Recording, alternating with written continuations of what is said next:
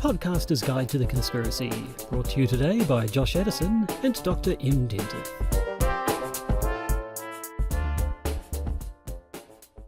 Hello, I'm drunk! Hello and welcome to the Podcaster's Guide to the Conspiracy. Still drunk! Two people sit before you. One of them is Josh Edison. One of them is Dr. M. Dentith. One of them's a little tipsy. Whee! I leave it up to you to decide which is which. Someone had to brush their teeth and start drinking afterwards. I think you know which one it is. It's Kesha. Joshua. Didn't she brush her teeth with a bottle of turpentine? I can't remember what word it rhymes with. See, you don't know your pop culture, so I don't you know my cannot Kesha. be trusted to make claims about Kesha. That's true. I'm watching your hand very carefully because you seem very close to spilling some of your enemy's I skull. have never, ever spilled a drink in my life. Not on camera. Right, well, let's keep it that way. So, Oh, baby, this is good. I assume you're talking about the content of this episode we're about to deliver. No? Just the hooch. The sauce. Anyway, now lead us in. Yep, sure. We're ripped I've from spilled today's... liquid on myself. It's terrible. Yes. Ripped from today's headlines, we have the current news about Notre Dame Cathedral, or if you're American... Sorry, Notre Dame Cathedral, yes. Sorry, I had to lick the whiskey off my fingertips now. No, it's the only classy thing to do. Well, I don't know. Do you know, for a long time, I would hear, like in Ferris Bueller's Day Off and so on, I'd sing that song Donker Shane, and I was like, oh, what the heck is Donker Shane? That's an odd thing.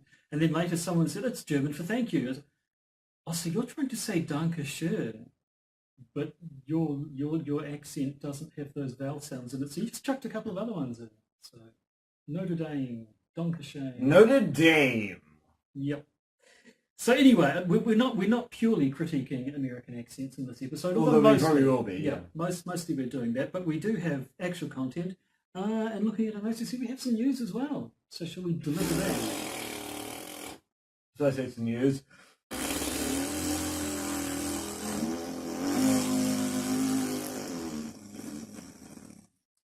I'm thinking, or at least hoping, that you're playing up your drunkenness at the moment, because you've got quite a bit of text to read off without making any flubs. Let's see how that goes.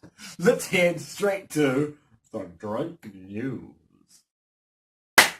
Actually, I didn't know it was I pressed record.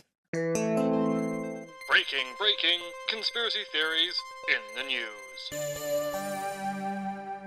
This will be good. It'll be like that drunk histories show they do on the internet. They get really drunk for They that. really do. They really do. Mm.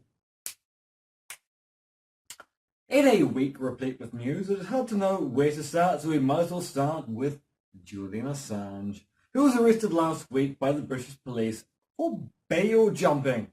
This was after Ecuador withdrew...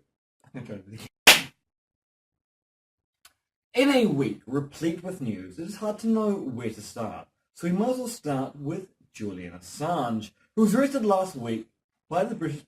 Again, showed a bit of the old shoulder. And you know what that means. In a week replete with news, it's hard to know where to start. So we might as well start with Julian Assange, who was arrested last week by the British police for bail jumping. This was after Ecuador withdrew his... So eventually we're just going to have to power through. We're just going to have to... Yep. Just have to roll with it and keep on going.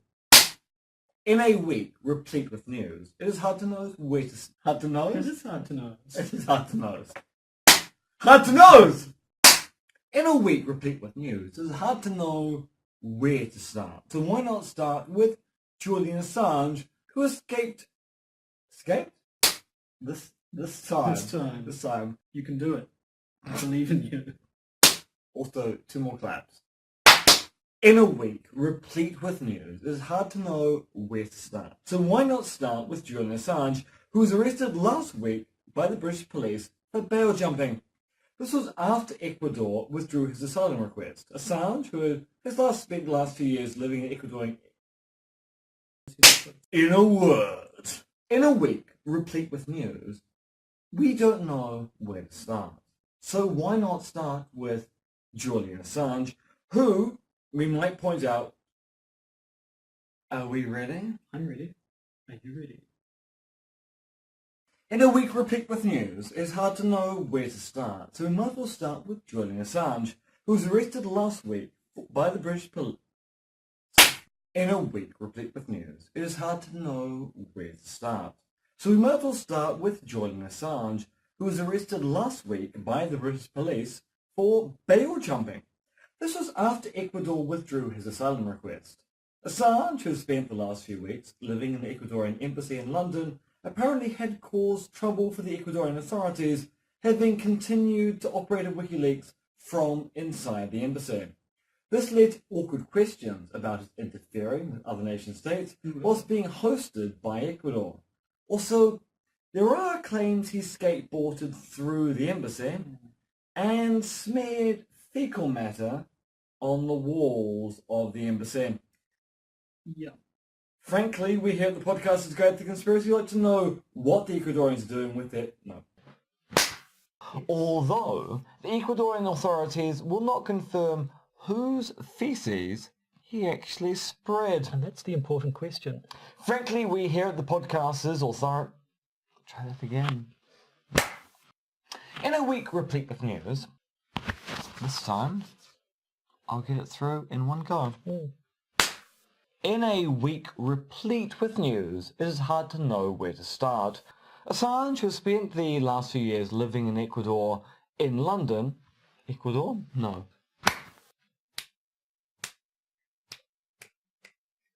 In a week replete with news, it is hard to know where to start. Now, Assange has spent the last few years living in Ecuadorian assembly? Anyway. In a week replete with news, it is hard to know where to start, so we might as well start with Julian Assange, who was arrested last week by the British police for bail jumping. This was after Ecuador withdrew his asylum status. Assange, who spent the last few years living in Ecuadorian embassy in London, apparently had caused trouble for the Ecuadorian authorities, having continued to operate WikiLeaks from inside the embassy. This led to awkward questions about his interfering with other nation states whilst being hosted by Ecuador. Also, there are claims about him skateboarding throughout the embassy and smearing fecal matter on the walls, although the Ecuadorian authorities will not confirm whose feces he actually spread.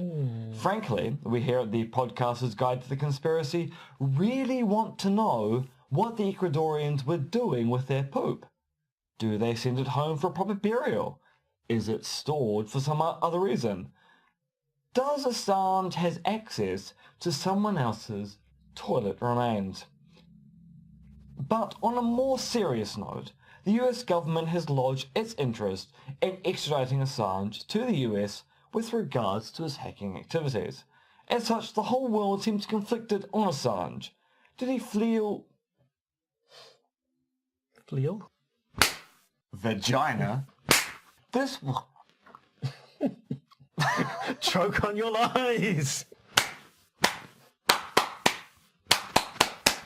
Olé! It's a week replete with news. It's entirely his fault. As such, the whole world seems conflicted on Assange. Did he flee or... Did he flee? He did flee. I think that's But what tripped did he you up flee last or time. anything? He must have. He's Julian bloody Assange. He fleals everything. Dirty bastard. As such, the whole world seems conflicted on Assange. Did he flee No! bail? He did flee bail. There we go. That's what's tripping you up. As such, the whole world seems conflicted on Assange. He did flee bail to avoid... See, I want to say flee or bail. As such, the whole world seems conflicted on Assange. He did flee bail to avoid going to Sweden to answer questions about his admitted sexual predation. But the US government is also seeking to criminalise leaking, which would be very bad for journalism. Assange and his lawyers are claiming the Ecuadorians have caved to pressure from the US, something the previous president of Ecuador and the person who gave Assange asylum has also said. There are also still some people insinuating that Assange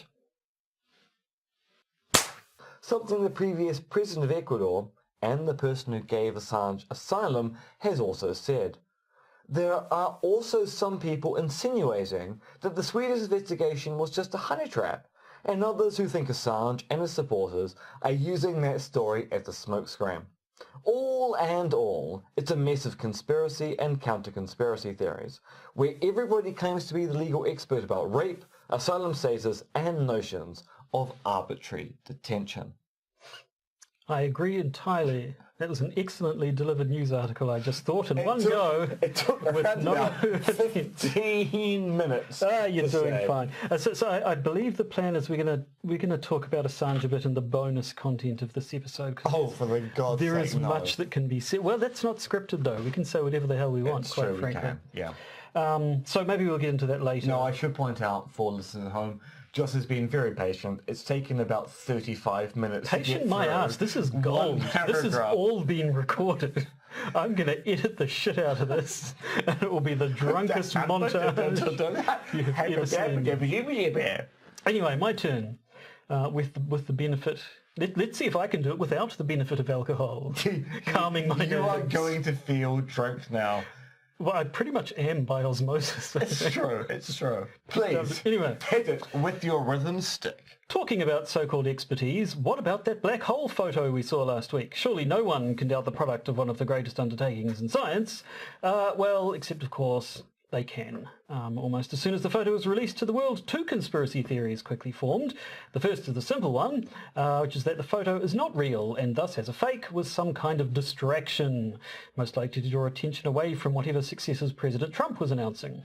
Most of these theories drew from the well of, well, I could mock that image up on Photoshop, which, while probably true, doesn't mean that this particular image is fake. Intuitions and gut feels are not, we would hope, at least these days, a good guide to science. And of course the second conspiracy theory concerns Dr. Katie Bowman, the researcher who developed the code which stitched the image together. Because sexism is still alive and well, some people immediately doubted that a woman, and a young one at that, could possibly be responsible for the code behind this mammoth undertaking. There was a mammoth as well? Good God, a team of scientists and a mammoth. Science is pretty impressive these days. Anyway, because women obviously can't code or just don't like computers, I suppose. Or because how dare a woman take responsibility for all the work of all those previous men? Whatever the case, these people then spent days harassing Dr. Bowman and scraping through her work to try and prove she couldn't be the codemeister behind the image. We'd say it all got a little bit silly by the time these people used the fact that Dr. Bowman's code was written using open source software coded by men, which meant men were the real heroes here. But as we said, the targeted harassment kind of removes all the humour from the equation. And it really does, because it's quite disturbing the amount of sexist activity going on in social media around Katie Bowman. Well, it actually, I think it will tie into the topic of the main topic for this episode.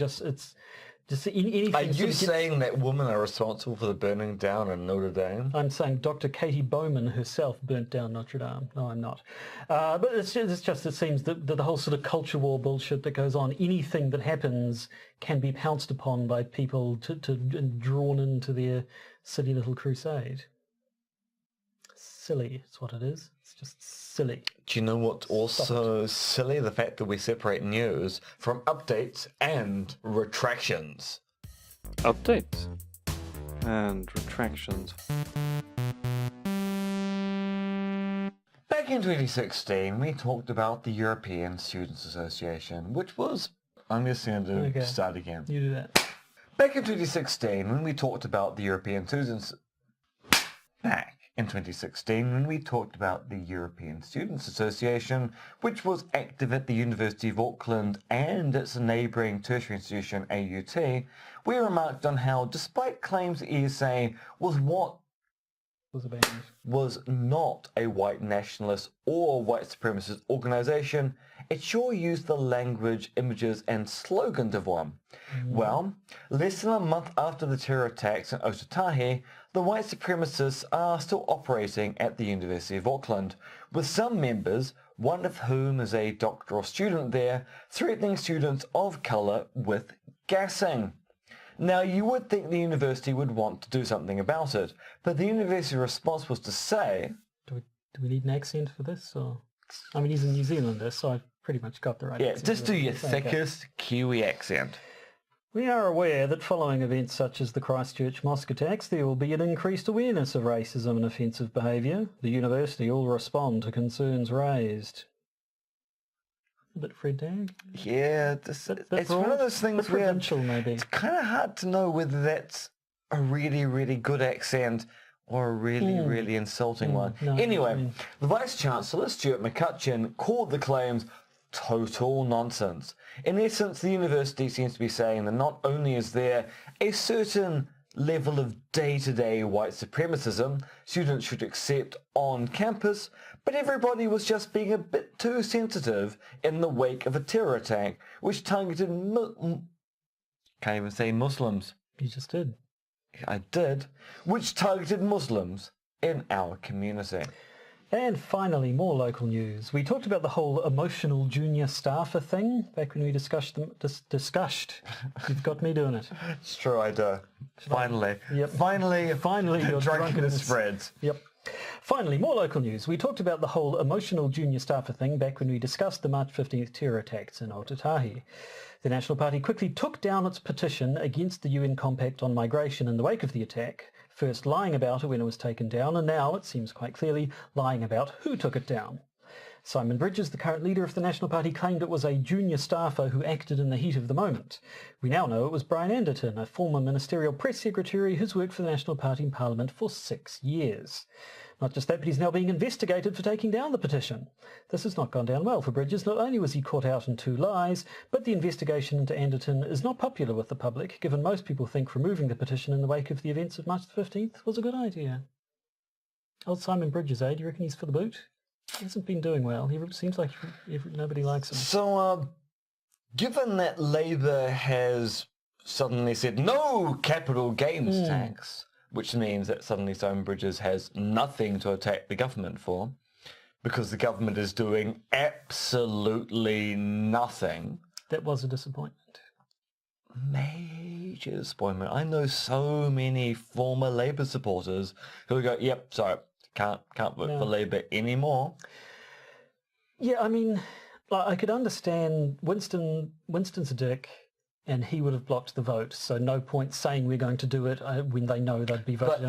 But saying I'm not going to do it for the rest of my leadership. Yeah, it's a case of what if they have a Labour Greens coalition for the next government and the Greens make it a condition of the coalition CGG? Well, that's fine, because if the Greens are the one who bring it up, I'm sure they could wiggle around But that. she said not under her leadership, which kind of means if the Greens say it's a condition, Jacinda Ardern kind of has to step down. I don't know. I'm sure they could weasel around. No, it is a stupid thing for a leader to say, not under my leadership will we do X. Well, by we though, did she mean the Labour Party or any government of which I am? I'm sure you could semanticise your way around it.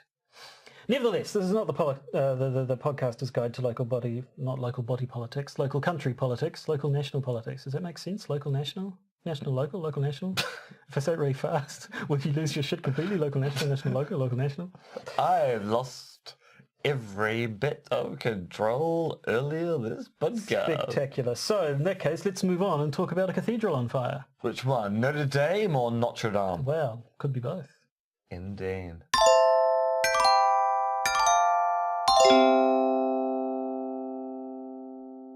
So, it could be said that the roof is on fire.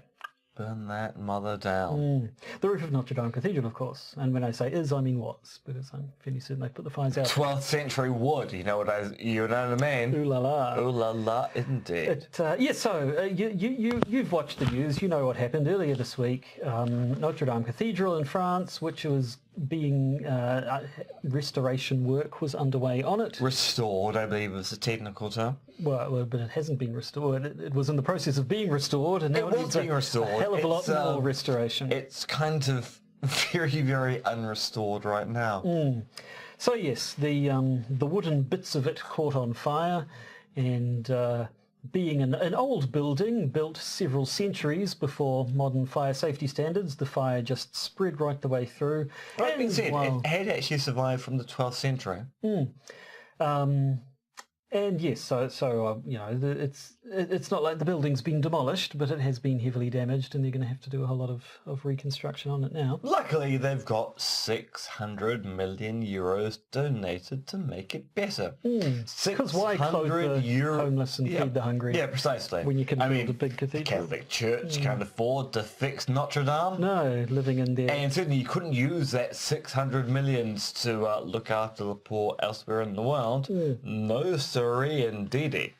Anyway, we're not here to talk about socialism. Well, it's a bit of a lie. But we're here to talk about conspiracy theories, and basically the instant that news of this fire got out, conspiracy theories started forming. To begin, it did seem to be the usual thing that we always talk about. The whole big events need big explanations. It's like the official explanation, which appears to be perfectly plausible, is just that it was part of the restoration work. Somebody was lazy with a welding torch or a lighting rig or something that gets hot, essentially. Heat was applied to wood where it should not have been, and a fire resulted. But no, that's not good enough. Not nearly good enough. It's not unreasonable in the wake of a major fire at a very large building. Yeah, so I was trying to work out what the right term to use here. It's not unreasonable to think that when you have a major fire at a edifice of such renown as, say, Notre Dame, to go, is it really an accident or is it something else? You just said it's quite clear, given the available information we have, arson is not the right answer. No. As we'll kind of get into in this episode. That hadn't stopped people at all. So, I mean, there's been, like, initially there was a lot of sort of supposition, and the immediate assumption among these conspiracy theorists was, no, well, obviously it wasn't an accident, because it just wasn't. It was an attack, Josh, on Western civilization. But, well, exactly, it was who the hell knows. If you're not mangling your words, Western civilization. I think you said it perfectly well the first time. I believe I wear civilization. Well, close enough. So, I mean, there are a few theories. I think the attack on Western civilization is the one that it's sort of condensed mostly into. But you had who's attacking Western civilization? Well, Josh? who isn't? Who? I assume it's those wacky Muslims. They seem to be up to everything these days. That does seem to be the major theory here. Muslims. Muslims hate Notre Dame, despite the fact that on the same day, Al Noor Mosque actually suffered major fire damage at the same time. And a bunch of churches burned down in America. But anyway. Yeah, but that was in Louisiana. Well, I mean, no one cares about African Americans, Joshua. That's satire for those of you watching at home. Yes. People actually should care and do care. Yes, I mean, we have the whole cultural thing. I mean, there was a bit of the more prosaic conspiracy theory was simply that it was some sort of insurance fraud, that the restoration work was going to cost too much money, but I mean, insurance fraud on Notre fucking Dame Cathedral seems like a bit of a reach. It's not exactly, torching your caravan to make a few bucks. It's burning down a national monument. So I don't know about that, but some people said it was a cover for destroying secret churchy documents that were stored inside. Although no one actually made new claims as to what those documents were, or what those documents might actually say. Some said it was a distraction from whatever. Either we're distracting us from the good things that Trump is doing, they're distracting us from the bad things that the evil deep state is doing. Did you know Michelle Obama was just in Paris? She was. Join the dots, people. Just only 2 days ago. Ipso facto, Michelle Obama burnt down Barack Obama and Notre Dame. Barack Obama, Hillary Clinton and George Soros, they were all there together. Soros brought the can full of petrol. Hillary brought the matches. Soros is very dry. I imagine he would catch fire. So you're saying George Soros was the kindling? I'm certainly not saying he wasn't. Excellent.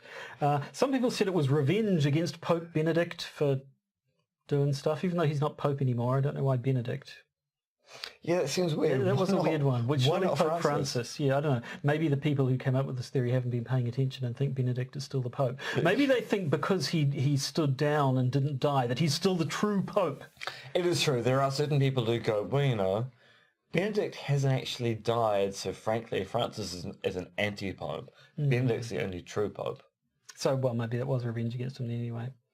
But yeah, so there have been a few, but I think the main one that seems to have coalesced into is it's a culture war, you know, the whole Western civilization, Christianity is the cornerstone of Western civilization. There's been a bit of debate about the term Judeo-Christianity, which basically means not Muslims, and saying that the history of Europe, lumping Jews and Christians together on the same side, kind of at odds with the most of the history of. So what's gone herein on. lies the issue. So Jews, Christians, and Muslims all basically share the same notion of who the central one God of all creation is. But depending on the day of the week, Jews and Christians are against Muslims, Muslims and Jews are against Christians, Christians and Muslims are against Jews. It just seems that we've got this one God, but we're willing to demarcate that one God to go, no, on this particular day, this God is only in coalition with two of the three sources. And then they get used as some kind of, well, ipso facto, it turns out the Jews or the Christians or the Muslims are against blah, blah, and blah. Yes, so it's basically been all the usual suspects, all your alt-right people. I can't be bothered thinking of a good description for them. Stephen Molyneux immediately, I believe, started without any sort of... First just sort of started saying, well, it obviously wasn't an accident, just because, and started coming up with various reasons why it couldn't be an accident, and was told, no, those are silly reasons, then came up with other ones, and that process repeated itself a few times from what I can see. A few people, your Paul Joseph Watsons, and which one's Matt Walsh? Whoever the hell he is anyway, did a lot of the just asking questions sort of thing. Which also Stephen Molyneux did as well. Yeah. I'm not saying Muslims cause the issue, but I'm just asking questions about what do Muslims believe. What do we know? QAnon got onto it straight away. I think they were the ones who first popped up with it. Michelle Obama was just in Paris, you know. Did you see that tweet? Someone retweeted a guy in New Zealand who tweeted at Donald Trump saying that 4chan and 8chan have just been blocked in New Zealand. Please let Q know. Which I think means this guy's internet was down or something and couldn't access those sites. And people laughing at it. I actually felt sorry for the guy. He's obviously, he's just a bit sad and out of touch that he thinks he thinks Q is the president's special friend, and he can tweet at the president when his internet goes down because he can't look at his 8chan. That's kind of what Q says. They're a special character.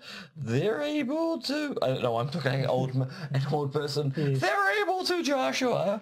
I don't know what you understand, but Q is able to get in contact with President Trump because that's what they're kind of doing. Has anyone said that Q is President Trump? Some people Surely have, that would have to be a thing.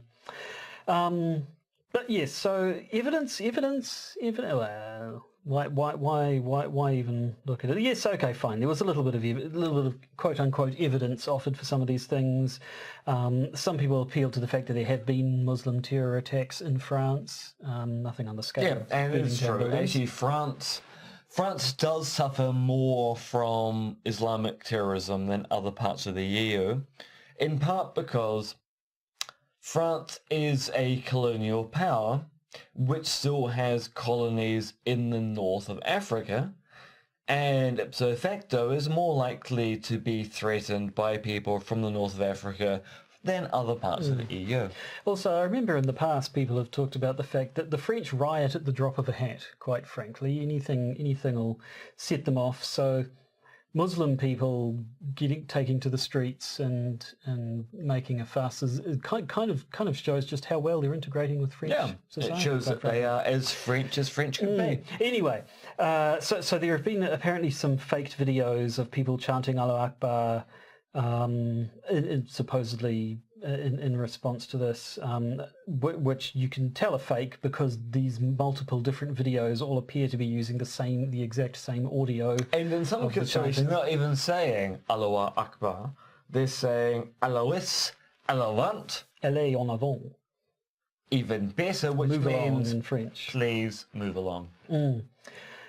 Supposedly there was video showing an imam in the building, but on closer inspection it was a guy in a high-vis vest and a helmet. Yeah. So it turns out that apparently the kind of skull cap you expect an imam to wear is also, from a distance, looks like the kind of helmet that a high-vis worker might be using whilst actually doing restoration work on Notre Dame. And there's been a little bit of the sort of jet fuel can't melt steel beam stuff. Some people have claimed that, welder sparks couldn't burn 12th century wood, although there was more than just welding gear going on there, I'm sure. So who the hell And knows? also, 12th century wood, I imagine, is pretty damn dry. So I kind of imagine welder sparks actually probably can melt. Or set fire to. Set fire to wood.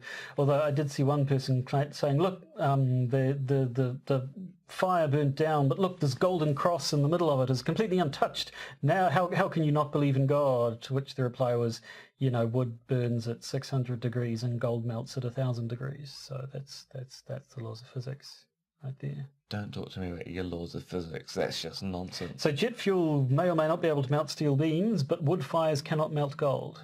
I think we're all in agreement there. Are we? Are we really? No. Or are you just making things up to make the 9/11 truthers look bad? Well, I don't even know anymore. So what is there to say? I mean, arson is a thing that happens. Fires are deliberately lit. Yep. But, so it's not like saying aliens did it, or that you don't need to involve holograms or nanothermite or magical technologies to come up with a theory that a fire might have been started deliberately, but there doesn't appear to be any actual evidence of that, and there is perfectly good cause to believe that it happened. All right, so this is an accident. This is my point here. So it is not unreasonable when you hear about a major fire at a national icon like Notre Dame to suspect maybe it was set deliberately, because arsonists do exist. As the whole point about the 20th century is the realization that there are some people out there who set fires deliberately. So it is reasonable to think when a major fire is set, maybe an arsonist is responsible. It's just that given the available information we have, including the restoration work and the fact there were arc welders working on the day of the fire, it seems quite likely, given the available evidence, the most likely cause of the fire was arc welding. So it's fine to go, maybe it was set by someone, but in the face of the evidence, you have to provide pretty good evidence against the thesis it was an accident to show that there's something else going on here. And really, it's all just been a lot of reckons, a lot of askings of questions, a lot of Muslims are not bad, being able to imagine accidents happen. And yet they do. For instance, you quite accidentally got yourself thoroughly sourced It's this true. afternoon. Not planned. I didn't went intend out to. for a drink with my friends, Jamie and Nick, on the notion I'd have a few drinks and then come back here. And then drinks just kept on being bought. And maybe I continued to drink those drinks. And maybe there was some inappropriate sourcing going on at 5 p.m. in the afternoon, and a phone call being made to a Russian on a bus. I can't say anything more. Probably best that you don't. What's the YouTube thing, though? YouTube's algorithm was at it again, was it? Well, yeah, so this is a weird thing. So people are doing live streams about the Notre Dame fire. And YouTube was identifying these using its AI algorithm as being misinformation and thus evidence of a false flag event. Right. Because Which YouTube has now gone, yeah, maybe that was not the right way to go about needs this. a bit of tuning. Tune up the old algorithms there, twiddle some knobs. But yeah, YouTubers go, oh, obviously these live streams are insinuating false flag. Let's put some videos up about how 9/11 was not a false flag event. Right. So at least they haven't been spreading videos saying 9/11 was a false flag event. Well, I mean, they've been doing plenty of that in the past as well. That But 9/11 was. yes, so YouTube algorithm, eh? A little bit cack? Well, my theory is, if your algorithm doesn't work, don't use it. Well, that's obvious. That's just crazy talk. Then they wouldn't be able to wank on about how clever their algorithms are and plot to eliminate human beings entirely. If Which I assume is what YouTube YouTube wants and to Google does. wank, they can wank on their own time. I assume they do. Quite clearly they do. So, I think that's about all we've got. Notre Dame, conspiracy theories, like I said earlier, it was just one of those issues that was easy for people to pounce upon and use for their own purposes, co-opt into their culture wars that they think are going on. But it's all a little kind of a big bunch of arse, really. Yeah, it's one of those situations where we've got a major event, people want to know exactly what happened behind it. It's quite obvious that people are going to start suspecting maybe it was a conspiracy. There's a very good rival official explanation, which is it's probably an accident due to the arc welding. The French government had not confirmed that at this stage, but it seems the most reasonable explanation to take given the available evidence. But people are going, big event, needs a big cause, ipso facto, it must have been a threat to Western civilization, which is what Stephen Molyneux and co have made.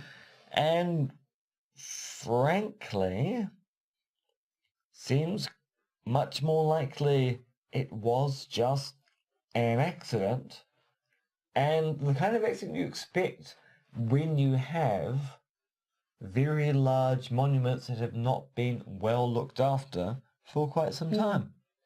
So there you go. I think the only other thing that's worth mentioning is that as part of the reporting around the event, much has been made of the fact that Notre Dame is home to the largest organ in France.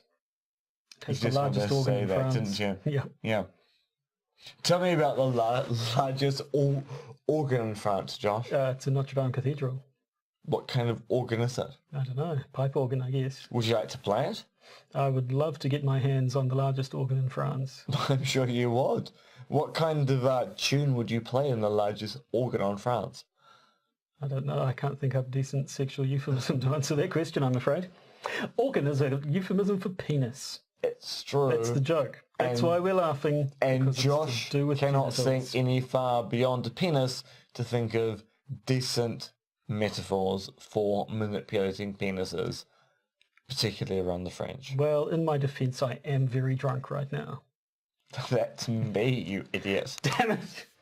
Oh well, I think maybe it's time to call it quits on this particular episode. Although, of course, we now have the fun of the patron bonus content recording, which is not scripted. That's true, and we actually have quite a lot of interesting content here. We've got what we actually think about Julian Assange, which is an attempt to see whether our patrons will stay with us and we actually express what we actually believe. We have the curious case of people misinterpreting US Representative Ilhan Omar, and of course the problem of UK's anti-Semitism problem. UK Labour in particular. Well, precisely. Is UK Labour anti-Semitic? Some evidence says yes it is. We'll talk about that in some detail come the bonus content. The bonus content, which is of course available to our patrons who patronise us with their patronage, for which we are massively grateful. The rest of you can go eat a balls. Eat a balls. Indeed. Not eat balls, not eat a ball. Eat a balls. I'm very drunk right now. I'm just going to accept what Josh said, because whatever I was going to say would sound just as stupid. It sure would. And also be hard to enunciate. So, until next week, good balls. Bye! Fabu. Bye!